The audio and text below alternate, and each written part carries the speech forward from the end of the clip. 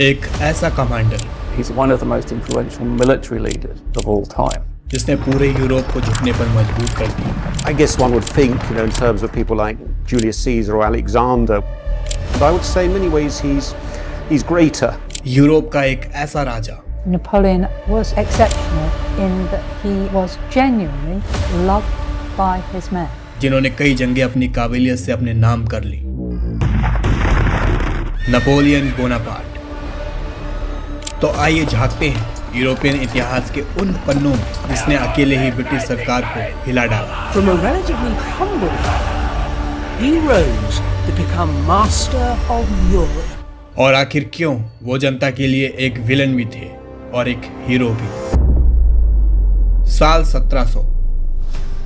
उस दौर में एक छोटा देश रिपब्लिक ऑफ जेनुआ, जो आज के इटली ग्रीस के कई बॉर्डर्स में फैला था, वो इस इलाके को कंट्रोल करता था। इसी इलाके के एक आइलैंड कॉर्सिका के लोग रिपब्लिक ऑफ जेनुआ से परेशान थे। साल 1760 तक कॉर्सिका में हर तरफ जेनुआ के खिलाफ आजादी की लड़ाई चल रही थी, जिसका नेतृत्व कॉर्सिकन नेशनलिस्ट पास्क्वाले पॉली कर रहे थे। पर उन दिनों जेनुआ देश बहुत ही कंगाल और इस जंग से परेशान हो चुका था। तो 1768 में इन्होंने पूरे कॉर्सिका आइलैंड को ही फ्रांस के राजा लुईस 16 को बेच दिया, जिससे कॉर्सिका के सभी क्रांतिकारी इस फैसले से नाखुश होकर साल 1769 में बैटल ऑफ पोनेट नोवू शुरू करते हैं, जिसमें सभी कॉर्सिका के नेशनलिस्ट फ्रांस के खिलाफ जंग लड़ रहे थे। पर फ्रांस इसे जीतकर कॉर्सिका को अपने कब्जे में कर लेती है। नेशनलिस्ट पास्क्वाले पॉली को देश छोड़कर भागना पड़ता है और नेपोलियन के पिता कार्लो, जो कि एक वकील और क्रांतिकारी थे जिन्होंने कॉर्सिका की आजादी की लड़ाई में हिस्सा लिया था, वो लुईस 16 के दरबार में कॉर्सिका के रिप्रेजेंटेटिव बन जाते हैं।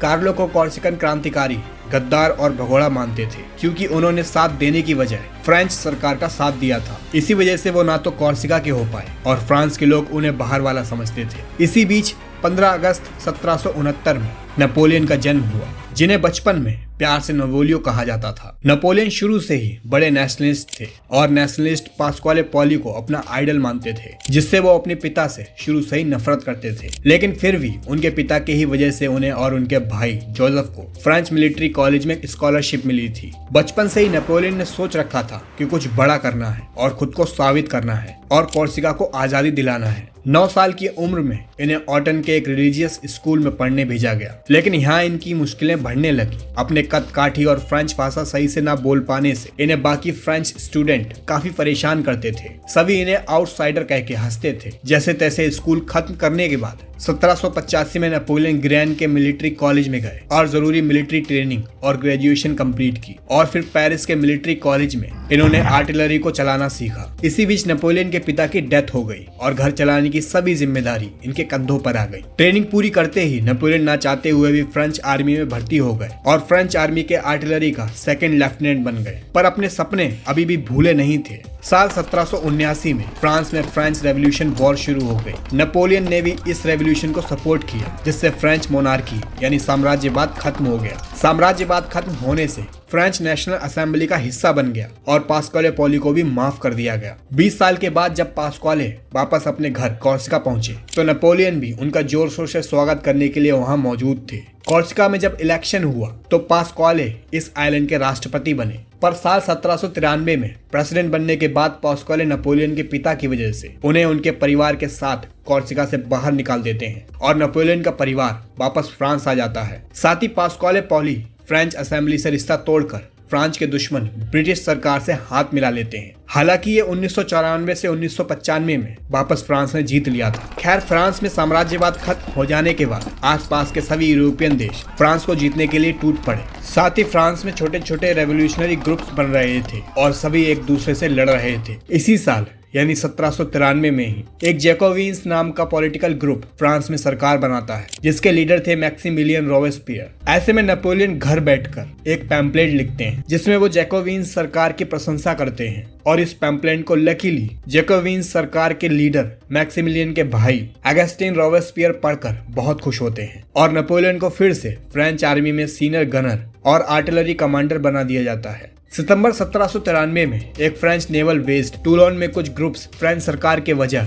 ब्रिटिश सरकार को लाने की कोशिश कर रहे थे और बाद में ब्रिटिश आर्मी ने भी इस जगह पर हमला बोल दिया, जिसे द वॉर ऑफ टूलोन कहा जाता है। नेपोलियन ने इसे अपने लिए मौके की तरह देखा। उन्होंने एक प्लान बनाया जिसमें उन्होंने पहले एक ऊंचे किले को अपने कब्जे में किया और अपनी तोपों और गन्स के सहारे ब्रिटिश आर्मी के जहाजों को तोड़ डाला। 3 महीने लगातार लड़ने के बाद फ्रेंच आर्मी नेपोलियन की वजह से जीत गई और नेपोलियन 24 साल की उम्र में आर्मी के जनरल ब्रिगेडियर बन गए। पर पूरे फ्रांस में अभी भी सिविल वॉर चल रही थी। मैक्सिमिलियन की सरकार जैकोबिन्स ने फ्रांस की हालत ठीक करने के लिए कई नए कानून बनाए, जैसे औरतों को भी डिवोर्स देने का अधिकार दिया गया, क्योंकि इससे पहले कभी भी कोई औरत डिवोर्स नहीं दे सकती थी। साथ ही औरतों के लिए एजुकेशन राइट्स और काम करने का भी अधिकार मिला। 18 साल से ऊपर सभी आदमियों को वोट डालने का अधिकार मिला। फ्रांस और उसके कब्जे में किए हुए इलाके में लोगों को गुलाम बनाना बंद कर दिया गया। पर मैक्सिमिलियन भी काफी साम्राज्यवाद किस्म के आदमी थे, क्योंकि इनकी सरकार को जब भी महसूस होता कि कोई इनके खिलाफ षड्यंत्र रच रहा है, उन्हें बिना सोचे समझे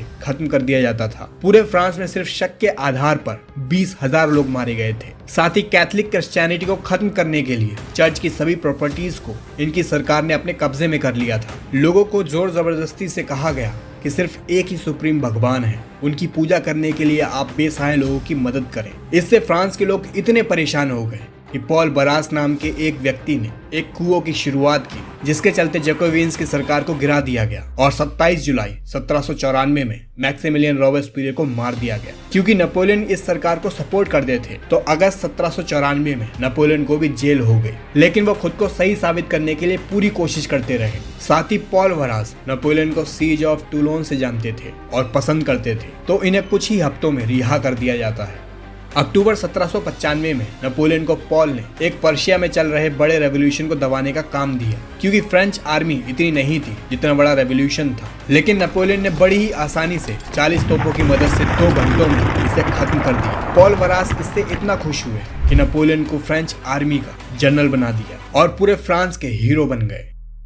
1792 से लेकर 1797 तक फ्रांस, ऑस्ट्रिया और इटली के साथ the war of the first coalition में उलझा हुआ था। इस जंग में नेपोलियन को भी लीड करने का मौका मिला, पर एक परेशानी थी। नेपोलियन को जो आर्मी ट्रूप्स मिले थे, जिन्हें आर्मी ऑफ इटली कहा जाता था, जो इटली में ही थी, नेपोलियन ने इटली पहुंचकर इटली की जनता को भरोसा दिलाया कि उन्हें साम्राज्यवाद से छुटकारा दिलाएंगे। इसी वजह से नेपोलियन और उसकी आर्मी का इटली में स्वागत हुआ, पर आर्मी बहुत कमजोर और डिमोटिवेटेड थी। ऐसे में उनके साथ युद्ध में जाना खतरे से खाली नहीं था। लेकिन नेपोलियन ये मौका नहीं छोड़ना चाहते थे। उन्होंने अपने ट्रूप्स को इकट्ठा किया, उनके साथ घंटों बातें की, अपने ट्रूप्स के साथ खाना पीना, सोना और उठना तक किया। कई मोटिवेशनल भाषणों और इनकरेजमेंट के बाद नेपोलियन की सेना उसके लिए लॉयल हो गई और सेना का एक एक सैनिक जान देने के लिए भी तैयार हो गया। इसी वजह से बैटल ऑफ आर्कोल में नेपोलियन ऑस्ट्रिया से जीत पाया। जब जंग जीतकर नेपोलियन फ्रांस वापस लौटे तो उनका राजा की तरह स्वागत हुआ।